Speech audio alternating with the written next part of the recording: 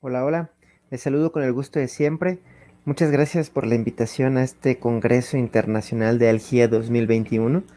Y pues para mí es un honor estar aquí en este año nuevamente, pues en este foro en donde nos reunimos para conocer y reconocer algunas de las terapéuticas y de las enfermedades que van cambiando en cuanto a paradigmas, o si no, que se mantienen día a día en cuanto a este tratamiento y pues ir evolucionando como médicos, pero también no solamente como algólogos, sino también como médicos en general o como parte de un equipo multidisciplinario en búsqueda de la mejoría a nivel, a nivel estructural, a nivel molecular, pero sobre todo en este comportamiento y en la parte clínica de los pacientes. El tema que hoy les voy a platicar es muy interesante porque es, bueno, ¿hacia dónde vamos con la analgesia nociceptiva? Ya conocemos qué son los nociceptores, ya sabemos dónde se encuentran, ya conocemos la molécula, sabemos también qué es lo que sucede en todo este camino desde el nociceptor hasta pues, la modulación y la percepción a nivel central, pero ahora está muy en boga pues, los opioides, que el fentanilo está provocando mucha dependencia en algunos lugares como Estados Unidos. Ya esta droga ya se volvió ilegal para el narcotráfico en algunos usos que se hacen de manera más recreativa que terapéutica. Entonces, bueno, ¿a dónde vamos con estos medicamentos? Son los únicos que podríamos usar. Hay algo más para la analgesia nociceptiva. Y me voy a enfocar básicamente a analgésicos, pero recuerden que no solamente es una cuestión de fármaco. Los nociceptores hacen un cambio de cualquier energía a una energía bioeléctrica. Entonces, cualquier cuestión que pudiera cambiar esta electricidad dentro del receptor podría mejorar o empeorar esta problemática. O dicho de otro modo, podría estimular o no estimular a estos receptores. Bueno, el objetivo en estos 15 minutos es reconocer el futuro del tratamiento nociceptivo, hacia dónde vamos y qué es lo que está llegando ahora. Preguntas objetivo que nos vamos a responder después de esta charla. ¿A dónde vamos en el tratamiento para el dolor? ¿Cómo se relaciona la estimulación de nociceptores con la respuesta al tratamiento? ¿Y será que la plasticidad neural sea un problema?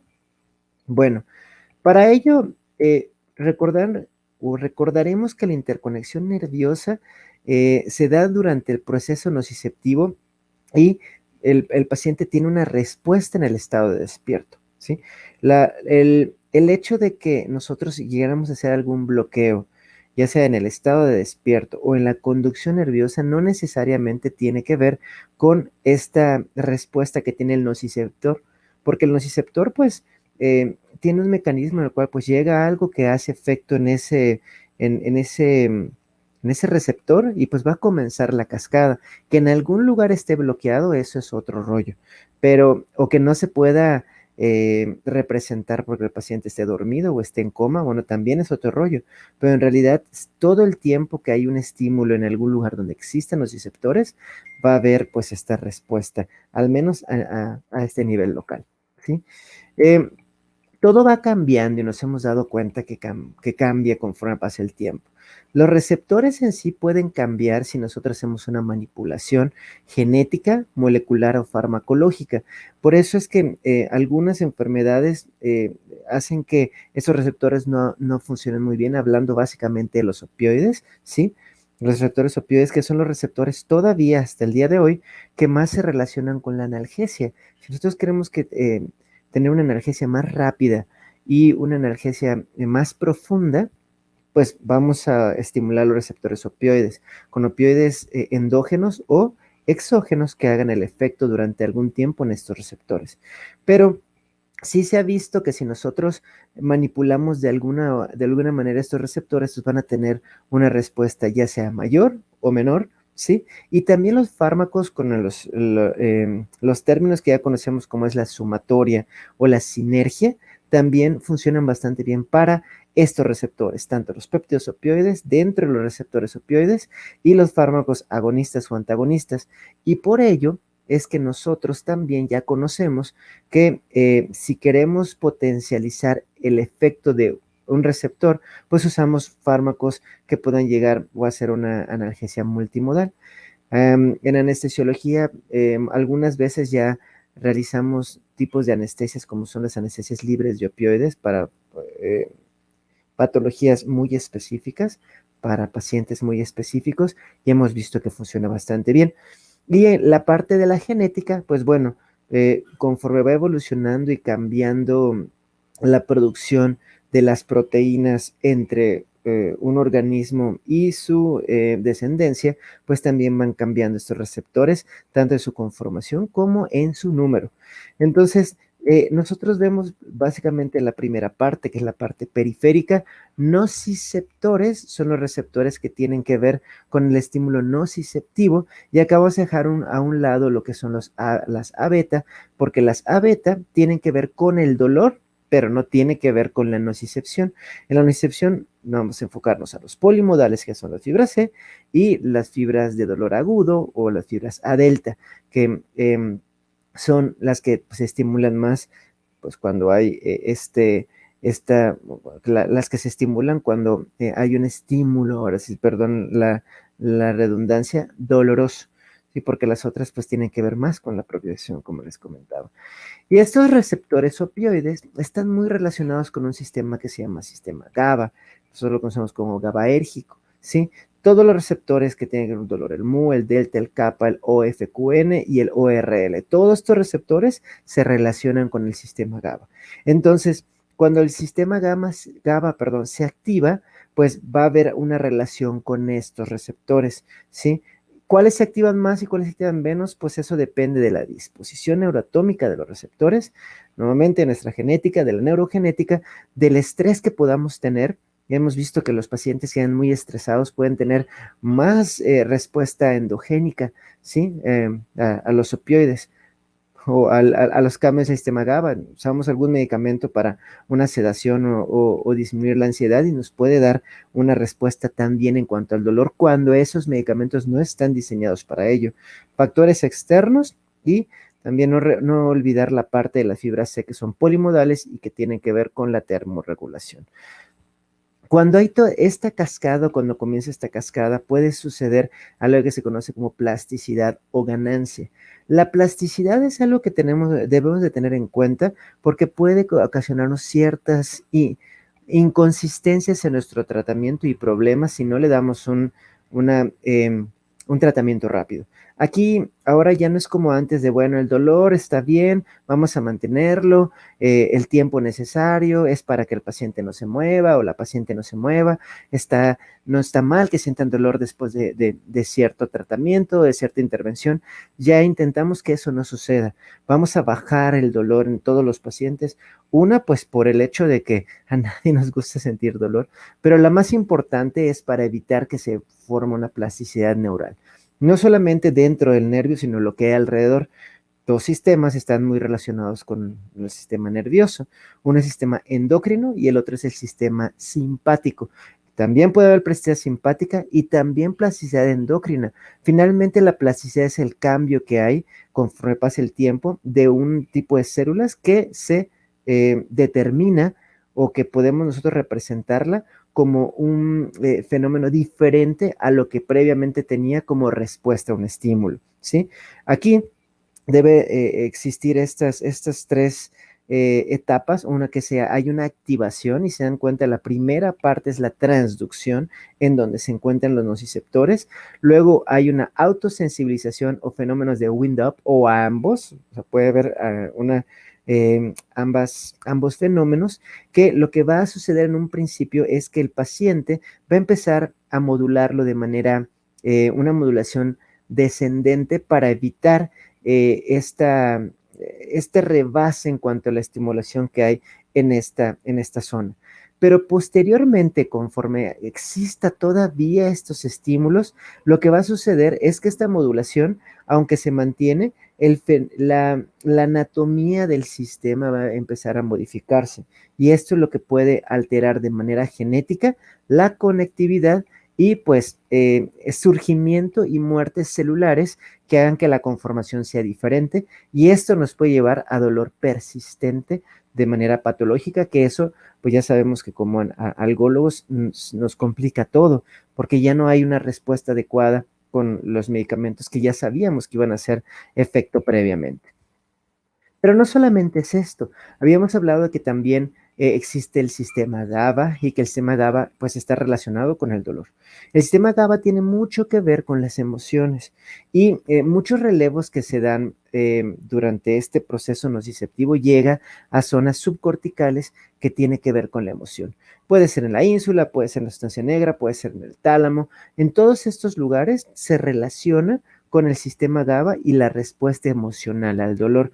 Por eso también ya utilizamos otro tipo de medicamentos que no necesariamente se van al nociceptor o que llegan a la parte somatosensorial, la S1, S2, que es donde más se relaciona con el dolor, y se van a otros lugares, ¿sí? Y que tal vez no cambien tanto el nivel de dolor que tenga en cuanto al estímulo nociceptivo, o sea, no tiene tanta diferencia en la respuesta que hay al umbral del dolor, que es lo que generalmente nosotros buscamos, inhibiendo ese sistema nociceptivo, sino que cambia la cualidad del dolor. Y entonces ya no, los estímulos ya no se convierten tan dolorosos como previamente. Eso es algo importante porque ya hay una percepción del dolor y de la realidad como respuesta a ese dolor disminuida. Estos son circuitos que generalmente son circuitos no cerrados y se relacionan uno con otro. Y todo comienza con los nociceptores. Vean, recuerden, aquí estamos viendo muchos relevos a donde llegan diversos sistemas, pero pues están todos interconectados. Aquí hay uno, se conecta con el otro, se conecta con el otro, llegan a este sistema somatosensorial, perdón, a esta región somatosensorial en la corteza cerebral, y bueno, hay una respuesta o feedback que se va nuevamente a estos lugares, ¿no? Pero cuando hablamos de circuitos en sí, pues más o menos tenemos una idea de hacia dónde va, ¿sí? De que cuando hay una respuesta nociceptiva, va a haber una activación y una contrarregulación como inhibición de ciertos sistemas, como son el dopaminérgico, el serotoninérgico, el que tiene que ver con la activación de NMDA, de AMPA, de kainato, los que tiene que ver con el sistema GABA, y de ahí, pues todos ellos nos van modulando de una manera conjunta lo que está sucediendo con los nociceptores. Entonces, el nociceptor solamente como nociceptor es parte de toda esta cascada y eso es algo muy importante porque esta estimulación nos puede dar hacia arriba o hacia abajo. Si mantenemos estimulado el nociceptor, no solamente es un problema local, sino ya es un problema también arriba, ¿sí? De este sistema nervioso y del comportamiento. Por eso es que cuando hay una sobreestimulación de los nociceptores, puede haber respuestas emocionales diferentes, los pacientes se pueden volver un poco más ansiosos, se pueden volver depresivos, pueden haber alteraciones cognitivas, puede irse al sueño, los pacientes empiezan a tener insomnio, hay una respuesta o puede haber una respuesta aumentada del sistema simpático, ¿sí? Factores liberadores de corticotropina incrementados en amígdala y hipocampo también, puede haber un comportamiento un poco agresivo, ¿sí? Y todo ello va produciendo también la neuroplasticidad, como vemos acá con la acetilación de la histona 3, que va disminuyendo en la amígdala y esto hace cambios en la producción de proteínas. Ahí comienza el fenómeno de neuroplasticidad, que todo tiene que ver con estos receptores, pero, o sea, con los nociceptores en un principio, pero luego también vienen otros receptores que nos pueden si no causar problemas, sí tiene que ver con este conjunto de receptores que vamos a tener que pensar que pudieran estar relacionados. Cuidado con eso. El interleucinas, receptores de crecimiento neuronal, receptores de glucosa, ¿sí? Por eso la insulina es importante también en este aspecto. Todo está relacionado. Hay un complejo que es el IF4E, que se ha visto que es de los complejos que más suele empezar a cambiar su conformación y con ello la conformación de los sistemas endocrino, simpático y neural. que como vemos, pues tiene mucho que ver. Todos estos receptores tienen que ver con esos tres sistemas. Entonces, pues, bueno, ¿y qué podemos hacer para evitar esta plasticidad en los neuromoduladores? Pues antes que nada, recuerden dar un tratamiento en el nociceptor, ¿sí? De una manera multimodal, no solamente pensando en el opioide en sí. Por eso es que ahora ya muchas veces, muchos de nosotros ya usamos dosis menores de opioides. Vamos hacia abajo y usamos otros medicamentos que nos hemos dado cuenta que nos va a disminuir esta plasticidad simpática. El opioide en sí la disminuye, pero no es suficiente muchas veces. Y debemos también disminuir esta plasticidad simpática, porque luego resulta que el paciente se queda con una taquicardia pues ya crónica después de cierto evento, una taquicardia crónica o una taquiarritmia por el evento que tuvo en un principio, aunque no tuvo tanta plasticidad neural o endocrina, pero sí la tiene simpática. Por ello es que hay que recordar que esta plasticidad maladaptativa contribuye a la sensibilización de la vía del estado de despierto en un paciente, o sea, todo lo que tiene que ver con esa sensibilización, y por ello nos vamos a terapéutica para el dolor sedación, comenzando con los nociceptores, algo que ya conocíamos como por ejemplo el dolor de miembro fantasma. Aquí estamos viendo en donde en un principio en la parte izquierda de su pantalla, o ahí en esta parte izquierda, ustedes pueden ver que bueno, cuando había dolor en un miembro, que sí existía, pues comenzaba toda esta cascada comenzando con el nociceptor. Luego cuando ya no existe, pues no hay esta relación y es un problema. Y muchas veces cerramos este loop, este giro, ¿sí? Este circuito, utilizando una prótesis, por ejemplo, y brincando la parte nociceptor hacia lo que es la corteza sensorial y corteza motora. Muchas veces ya evitando toda esta parte subcortical de la emoción. Aquí es muy directamente para el dolor y se va a S1, S2, ciertamente sí, pero hay maneras de poder brincarla. Por eso es que nos dimos cuenta que no necesariamente en la parte del nociceptor necesitamos cortarlo en ese momento, ¿sí? Sino que hay que buscar otros medicamentos para evitar estos problemas. Aquí encontramos alguno, el factor nervioso tumoral, el CAM1 que tenía mucho que ver y también efectos que son más psicológicos o que son más de ansiedad o catastrofización. Todos los cambios que se tienen en cuanto a interleucinas, factor de necrosis tumoral, mediadores inflamatorios, que se vieron que algunos no cambian tanto con un paciente que tiene ya un miembro, una prótesis después de que tuvo dolor en miembro fantasma. Antes de ello, vean, hay muchas sustancias que ya no tienen cambio luego que se comenzó a utilizar. Otras sí tienen cambios, pero no tan significativos. Y los que sí lo suelen tener no son tanto mediadores inflamatorios, sino ya tiene que ver con inmunidad. Entonces, por eso es que les digo, cuidado, factor de ejercicio tumoral, el TIE2, el CRP, por ejemplo, el SAA, que son marcadores ya de inmunidad y que están relacionados con inflamación, pero los inflamatorios no cambian tanto, cosa que sí había cambio en un principio. Entonces, los nociceptores no necesariamente se relacionan con el dolor en este caso, y menos con la plasticidad. Cuando ya hay cambios tan importantes que nos producen plasticidad, entonces muchas veces ni siquiera controlando la nocicepción y disminuyendo em, pues la cantidad en cuanto a la escala de dolor con los opioides puede ser suficiente.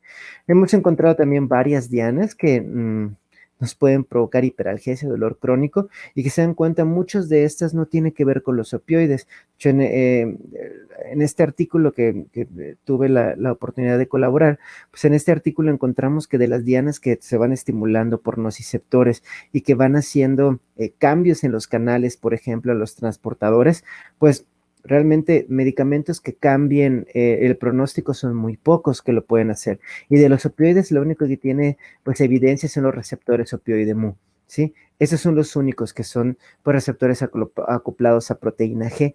Todo lo demás no hay evidencia de algo que lo mejore. Entonces el opioide en sí nos puede servir para algo agudo, para cuando el paciente tiene muchas molestias, que empecemos a modular la respuesta del nociceptor, pero posteriormente no nos sirve de mantenerlo durante mucho tiempo, porque todo esto que vemos acá que nos puede llevar a una neuroplasticidad no lo puede modular en sí.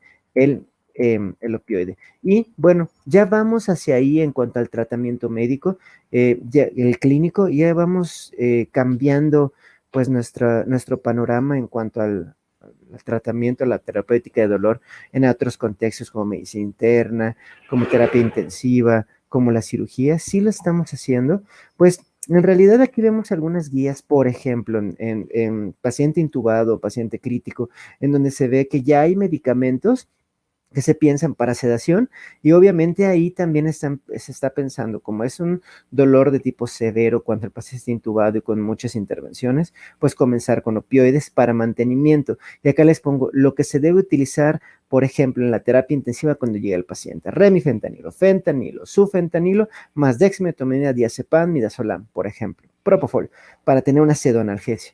Pero posteriormente, se dan cuenta, ya se agregan algunos otros medicamentos para evitar esta neuroplasticidad y que los pacientes se mantengan con dolor más tiempo después de que egrese el paciente. Por ejemplo, la dexmedetomidina y ketamina en un principio se agrega como sedación, pero también para evitar la hiperalgesia posterior a los opioides y también para evitar esta neuroplasticidad. Y más adelante ya podemos agregar otros medicamentos. Esto es como lo más básico, pero también muchas veces se agregan otros, como por ejemplo el paracetamol, que funciona bastante bien, o el sulfato de magnesio, que ayuda también para la modulación del sistema NMDA. Entonces, aquí en este aspecto nos enfocamos también a los nociceptores, o continuamos enfocándonos a nociceptores, pero no tanto. ¿Por qué?